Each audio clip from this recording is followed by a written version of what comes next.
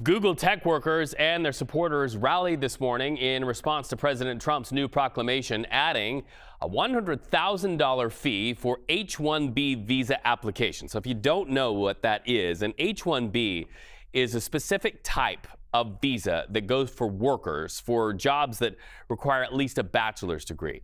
So the Alphabet-owned company is one of the top 10 H-1B visa recipient countries in the United States.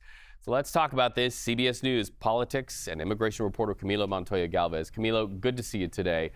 For those watching, how can you break down how that new fee works?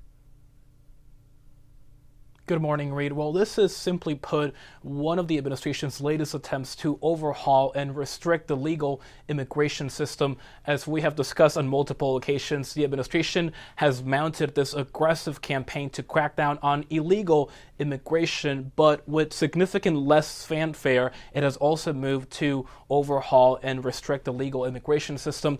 This particular proclamation, Reed, targets the H-1B visa program, which was created back in 1990, and since then it has allowed American workers to bring in high-skilled foreign workers. And right now, in today's day and age, it relies on many different programs and occupations, but the tech sector, for example, heavily uses this program to bring in foreign workers from countries like India, China, and other nations across the globe. There was some early confusion over the weekend about who was actually affected by this order, and you saw some companies actually tell their H-1B workers to immediately return to the U.S. if they were overseas during the weekend.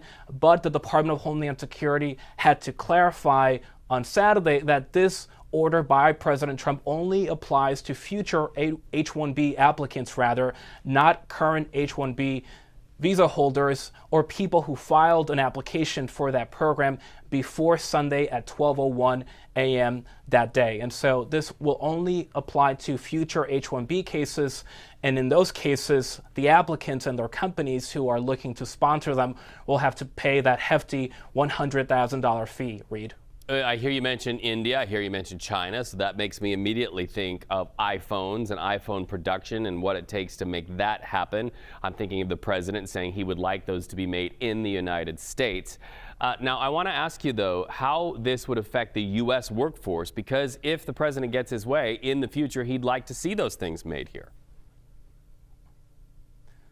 That's a really important question, and the answer really depends on who you ask, Reed. If you ask many companies, including Google, Apple, and Intel, that rely on H-1B workers from across the globe, they will say that this will have an adverse negative economic impact on the U.S. economy, and obviously their companies and workforce too, as these companies rely on these workers, but so do community startups as well and community hospitals. So it also affects smaller companies who are not able to find native-born workers from their perspective and then have to look abroad to bring in these high-skilled foreign workers. But if you ask the administration, the president, and his top advisors, this H-1B program, Reed, has been systematically abused for decades since it was created back in 1990, and it has displaced American workers. So they would argue that this move, which will make the program more prohibitive, will actually help American workers and will incentivize American companies to look at native-born workers instead of foreign workers. Reed. All right, Camilo, thank you so much for that reporting. CBS